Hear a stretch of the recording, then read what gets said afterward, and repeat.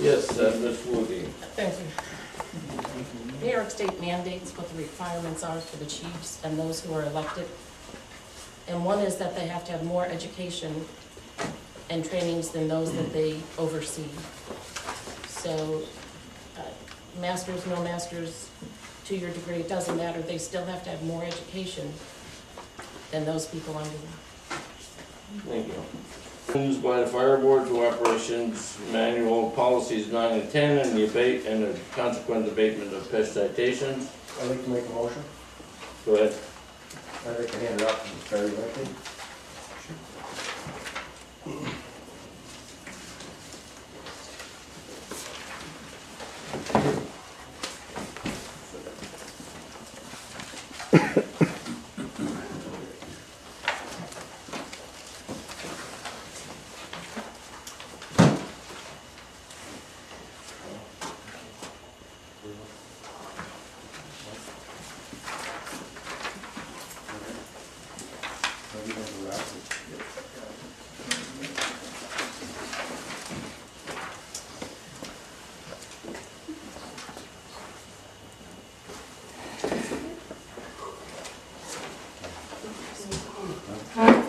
The motion by trustee May to amend the 2012 Owego Fire Department Chief and Line Officer Standard Operating Guidelines.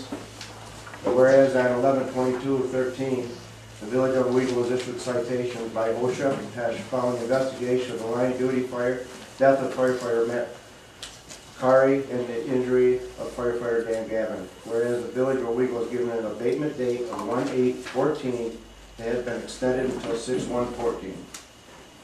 Whereas all citations have been addressed with the exception of citation 2, item 3, 29 CFR the 1910.156 C1. Fire brigade leaders, instructors were not provided training and education which were more comprehensive that provided to the general membership of the fire brigade. Now, therefore, be it resolved that 2012 Owego Fire Department Chief and Line Officer Standard Operating Guidelines are amended to the following. Owego Fire Department Standard Operating Guidelines number 15. Line Officer and Chief Officer Guidelines. Date revised May 2014. The Owego Fire Department will have chiefs and line officers that have provided training and education that is more comprehensive than that provided by the general membership of the department. Listed are the SOG recommendations for line and chief officers in the department. Training, education, and experience above the general membership are not limited to the recommendations. All officers should be current with 8 hours of annual OSHA, PESHA refresher training. All courses, certifications below include those taught at the National Fire Academy, New York State Fire Academy, or by approved instructors. Incident Command Systems, ICS, National Incident Management Systems, which is NIMS, courses are offered by the Federal Emergency Management Agency, FEMA, or equivalent. Certifications and degrees from accredited colleges to universities are also acceptable. Certificates and or transcripts are to be maintained. Recommendations. 1. Lieutenant, 2-year in fire service. A. Firefighter 1 or scene support. B. ICS 100. C. Certified on company apparatus. Captain, 3 years in fire service with 1 year as lieutenant. A. Firefighter 1, scene support. B. ICS 100 and 200. C. Certified on company apparatus. Number 3, Deputy Chief Administrator 874 DAT, 4 years in fire service. ICS 100, 200, 700, 800. B. Previous public and private sector management and administrative preferred. C. Knowledge of grants preferred. D. Knowledge of Village of Owego procurement policy preferred. Second Assistant Chief 873, 4 years in fire service, 1 year at line officer level. A. Fire Officer 1. B. ICS 200. First Assistant Chief 872, 5 years in fire service and 1 year at line officer level. A. Fire Officer 1. B, ICS 200. Chief, 871, 5 years of fire service with 1 year at line officer level. A, fire officer 1, and B, ICS 200. The period of implementation, chiefs and line officers must be in compliance no later than December 31st, 2014, and if not in compliance, may be removed from the office January 1st. Thank you. Who seconded that? Second. Okay, discussion. No, actually, I'm in support of that document.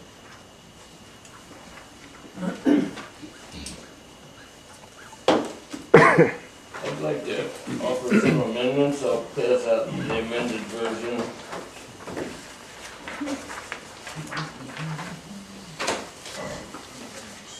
Well, this, I'm looking at the date on here, December 31. And, yeah, and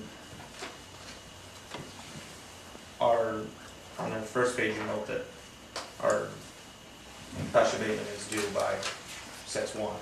Correct. So, The PESH, I believe the PESH, number 2, item number 3 is addressed in the first sentence. The Owego Fire Department will have chiefs and line officers that are provided training and education that is more comprehensive than that, provided to the general membership of the department. If you flip through the work I gave you, you can find that item, that citation, and that is what that citation is written for. So just, So before we go into what you're going to ask for is an amendment to that motion. correct. Okay. But to continue with what Trustee Edders was asking, my understanding of this document is it abates It abates the citation. the remaining citation. Correct. Because the other 5 were already addressed. So we have the one remaining, that's officers training, and this abates that. It does So what that. we're talking about when we say that the December 31st date is the future where nobody gets any excuses or anything else. They're That either is correct. certified or they're not. That's correct. And if they don't meet this, we remove them. If they don't meet these recommendations as chiefs, We remove them. by January 1st, or that December 31st, 2014, they are removed. I have a question about that. If they're only recommendations, what is our standing to remove them? December 20, After the 31st. December 31st. Plus, After 31st, the requirements? Is that? That's correct. that's, If that's the intent, we should have something in there. It that doesn't, actually it doesn't says say that. that at any place here. That is a requirement after the December 31st. well, that goes back to my question, is that December 31st, it's a mandatory requirement. At that- Must be in Or January compliance. 1st. If you don't have it by January 1st, stop, you're out. The new chief has to be in compliance, whoever the new chief is It going says to right be. here, has to be in compliance. So why not have it, Wait, in compliance with recommendations, not in compliance with requirements. It would have to be, they would have to be in compliance with, I guess, these. chief- Recommendations. That last sentence there, Mayor, needs to be added to it. The line officers, these will become requirements effective as of this date. if I could just jump in, the cleaner way to do it is to make them requirements and just not have them effective until December 31st, if that's what you wanted to do.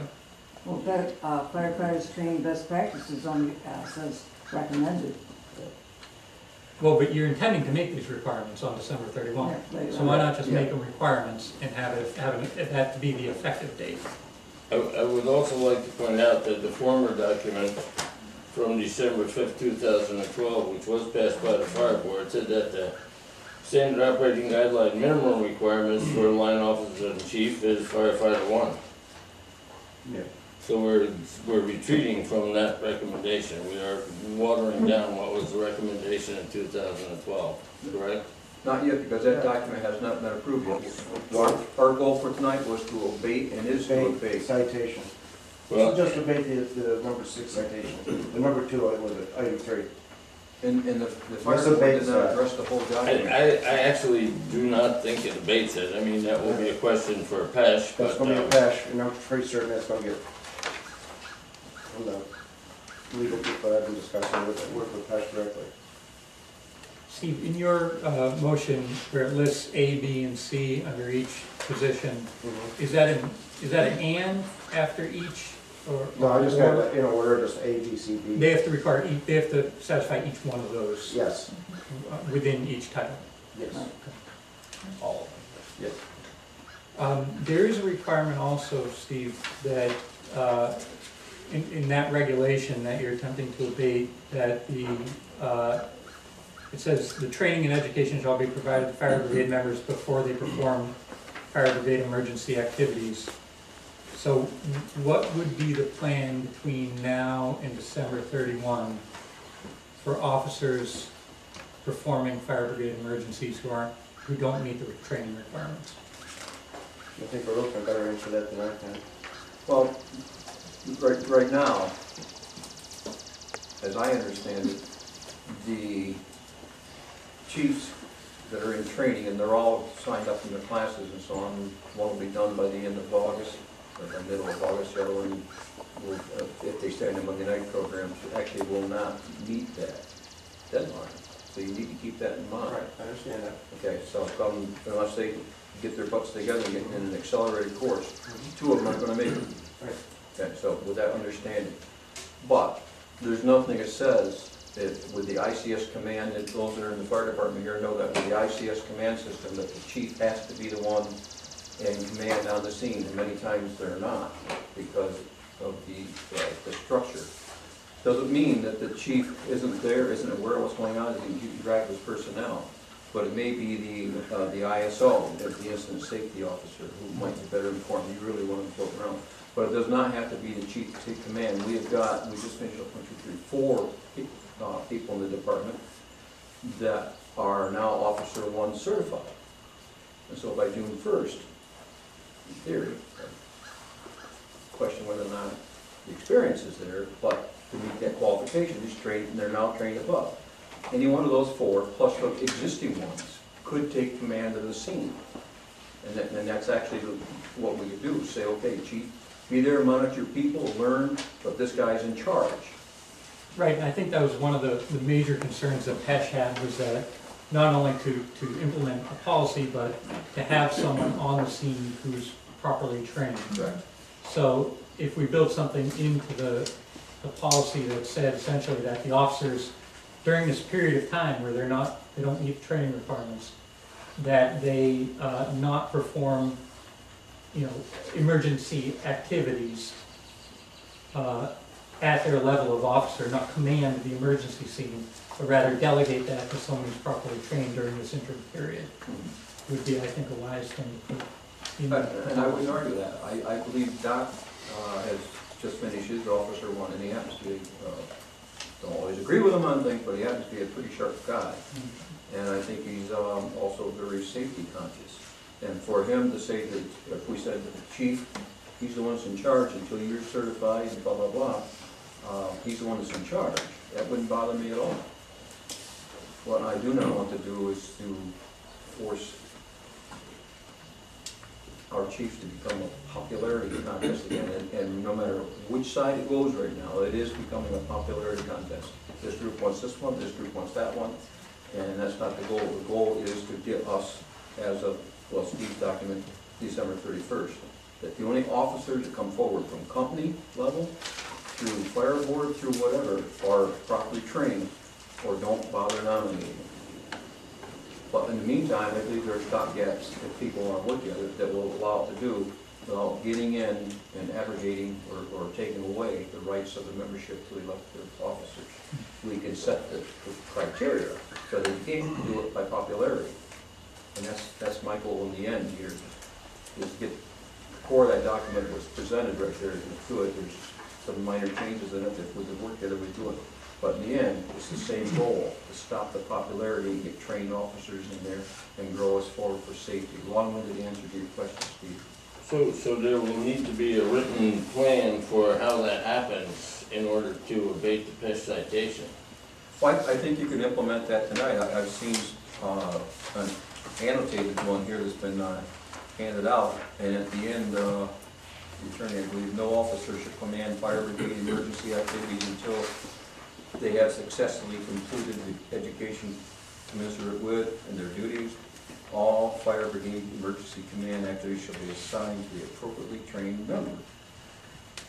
Correct, that says why they shouldn't, however, we need a positive plan for who is going to be on the fire scene that is, got the credentials, that's gonna pass muster with PESH. No, it says right there, no officer shall, that's a pretty positive statement. Right, no officer shall, but who is going to?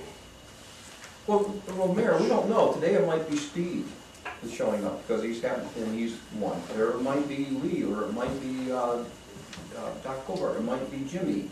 If there's a whole, look, we're not supposed to be naming names. Okay. But anyhow, there's a whole list of people that could show up because of their Right. availability. Okay, so in your opinion, we don't need a written plan? That's not what I said at all, I said you got a statement there that would. No, I mean, a written plan for who's gonna be in charge, in a name.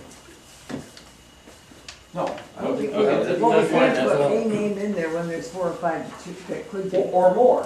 It Right. could, because we don't know whose availability will be there because of work or whatever. Well, there Well, is that's a what I'm duty, saying. there is a duty roster of who is on duty for that shift. That's an engine roster, Right. and on that engine roster, it says that the officer that's on there, if you go look at the duty roster, if he is properly qualified, can assume command. Mm-hmm. You take young Andy, doesn't matter his names, we have an officer that's, that I believe, anytime he's on scene, even though he's young, he's well experienced, and he readily could take command, and he has in the past, and he's done a very good job at it.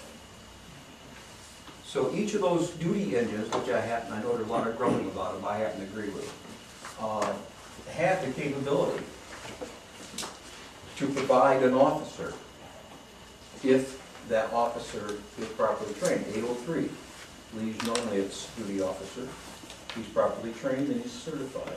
804 is generally Andy, and he would show up. So each one of those have an officer assigned to it. I'd have to go look at the list to see if each of those officers are indeed qualified at this point.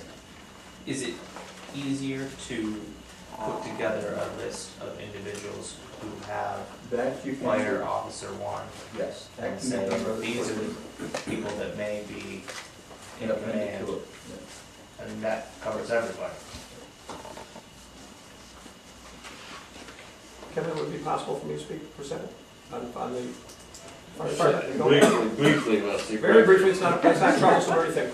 A fire truck goes to a scene, sometimes there's not an officer. They go to a small scene, so there's not always an officer at a scene. Right. So I just want you to understand that. So So it could be a captain or lieutenant or whoever. there may not be a captain or a lieutenant. When you start a fire, Thank you very much for Okay. that, and information. that's legal and okay. They're not supposed to do that. At this point, I would like to point out an attempt at modifying Steve's, trustee May's, motion, basically to make the recommendations requirements. I do not think that recommendations are gonna pass muster with PESH as abating the citation. I think requirements are what PESH is looking for. I know that all the things and all the information, it says recommendations here, recommendations there. Recommendations are only as good as the desire of people to want to follow them. If people do not want to follow them, recommendations are as good as the tires on my car. Now, wait, I'll wait, you know? We need to say that they're required, and they need to be monitored as being fulfilled. If we say recommendations, we're going backwards from where we were in December 2012, when the standard guide to operations was implemented because of a PESH citation. That's why it happened in December. It had to be done before December 31st. It was done at the fire board meeting in December, on December 5th. They approved minimum requirements of fire officer one. We're going backwards. What, I haven't seen any fire board approvals on December 5th. December 5th, 2012. Those are the SOGs Correct. that this is part of, right here. Correct. Okay, and you're right. Policy 15. Policy 15. And it wasn't obeyed. Someone earlier, I'm not sure who, made the comment. 871 was, for 3 years, 872. He was groomed specifically for it, and his job was to train and keep those records. okay? And part of that was to enforce, and it wasn't done. 874 was to maintain records, it wasn't done. Now, having said that, we can make them requirements, you can make them statutes, you can make them legislation. If people aren't going to obey them, they aren't going to obey them. And that's where I do agree 100%. Unless they're enforced and rigidly enforced, it won't matter what the hell term we call them. How do you enforce a recommendation?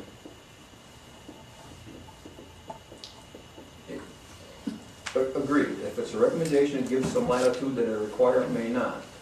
But again, we're looking at A, to get this thing, the PESH abated, and at the same time, get us a time to get some transition in. This thing is really it's actually pretty, in the core, pretty good, but still a pretty major document and radically changed. And had, you know, all of us operate, well, I shouldn't say all of us, I did anyhow, a large part of the fire department operated under the thought that our current chiefs would remain the chiefs, and that we'd be able to take this document and take it from its birth through a transition period and right on, we wouldn't be faced with this. They decided not to for decisions of their own, and suddenly now we got people that toss their hats in because we need a chief, we need an assistant chief, and so on. If not, your other option is to simply say you got a fire department that's going to function for a while without any chiefs. Well, that's even more dangerous, because at least Andy pointed out back there that the three that are there at least have some serious fire training under their belts. Is it perfect? No. Is it ever going to be perfect? No. Was it perfect? Are they trying to get? No. That's It the was thing. not They were trying implemented to get before, 2012, wasn't implemented. And it said required at that time. Wasn't implemented. The What- present chief isn't certified. Well, there's nothing to stop us from implementing it. Right. I didn't say it was, I'm just pointing out that Well, maybe if it they won't have be to down stick the to the road. rules, then I gotta stick to the rules. For me, my goal once again remains, I want to get the, as we agreed, we get the PESH stuff abated tonight, and then whatever these things shake out, I know I've read them through for the third time, they keep coming back, my stuff. There's 90% of this plastic thing is probably okay, and the other 10% is where I had hoped when I had called you and said, let's get this meeting together, get our chiefs together, our trustees, and it blew out of proportion. Well, if we could, I believe we could have resolved that 10% and moved on with it and been done tonight, but it didn't happen that way. So now let's get PESH out of our hair and get the rest of this plastic thing wrapped up and get it put where it belongs. Well, Enforce. I think that's a great idea, I just don't think that this resolution is gonna do that. There's nowhere that says that these chiefs have to have firearms. The state doesn't mandate it.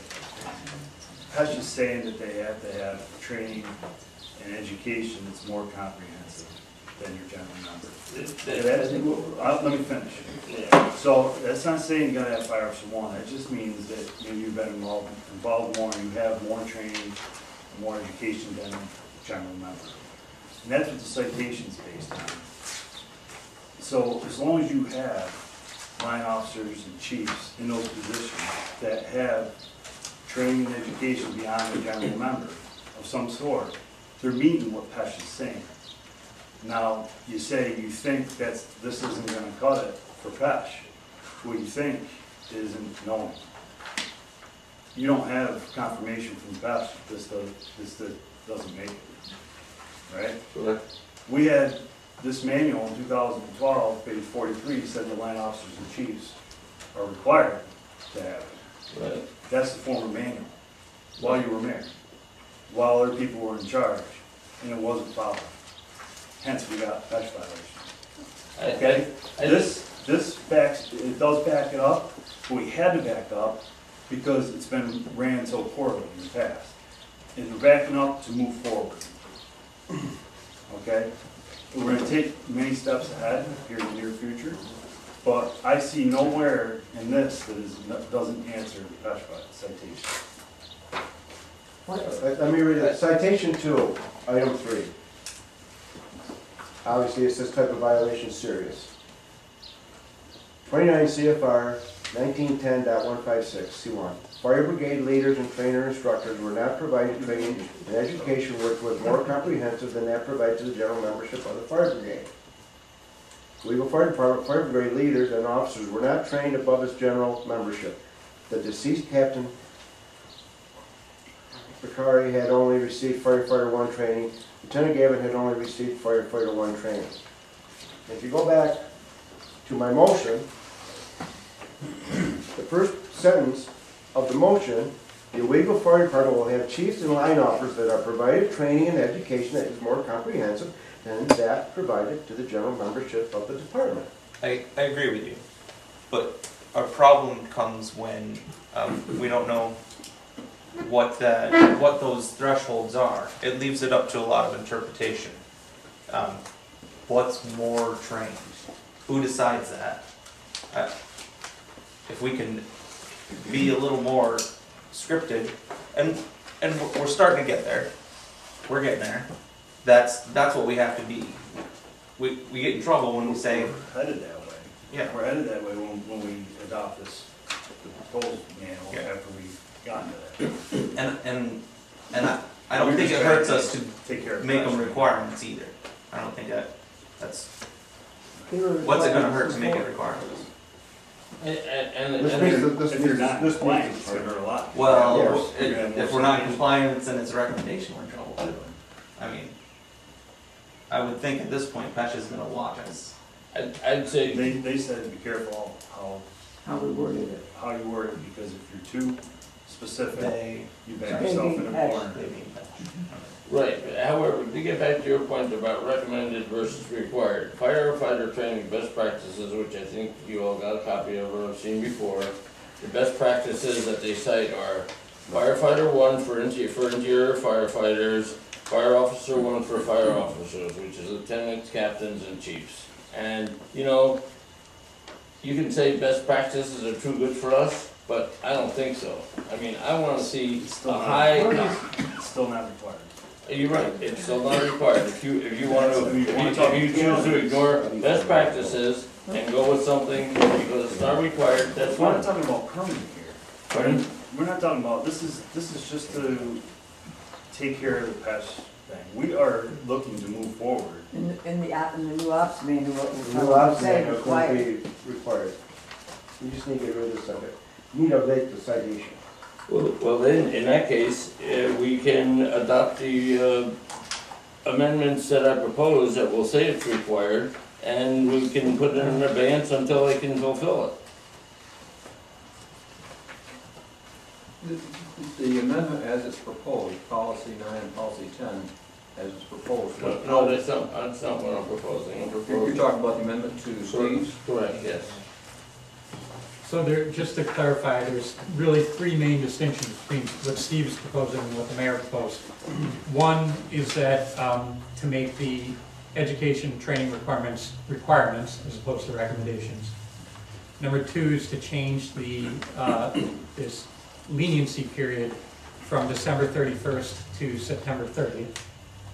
And that's number two. Number three is to impose this provision for dealing with emergency activities in the interim period of who's in charge of the fire scene during this period where the officers haven't met their training.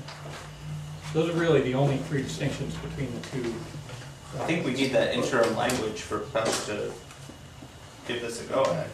I don't wanna gamble. I don't with like it. the date of I September don't wanna 30th. gamble You with guys that, can't get because they're the They ones. can't get trained by September Yeah, 30th. Or- there are two courses up at the fire academy, 2 different weekends, 2 simultaneous weekends. 2 different- Weekends, not a whole week? Correct.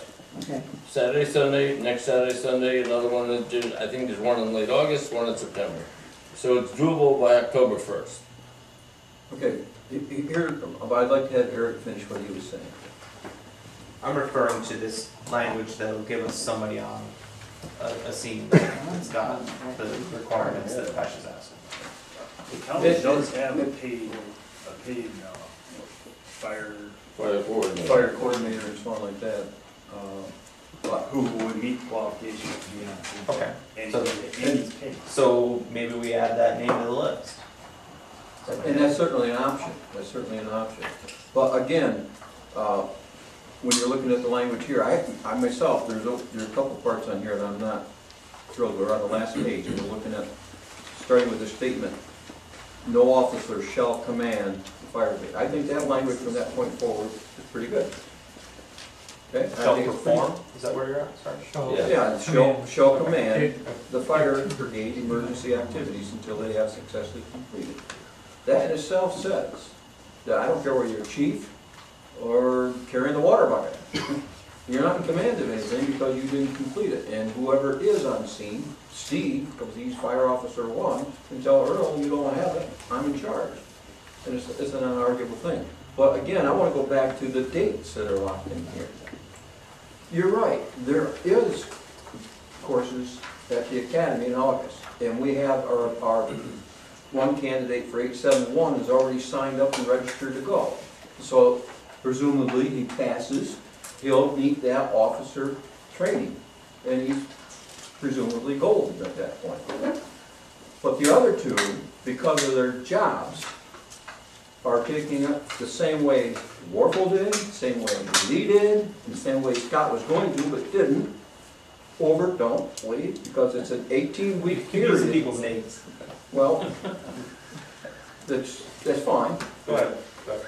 But when these are past officers, when they get elected to do it, which wasn't until this past spring, they finished up, they started in the fall, because they realized, hey, we're not even gonna be compliant with our own regulations we're trying to push.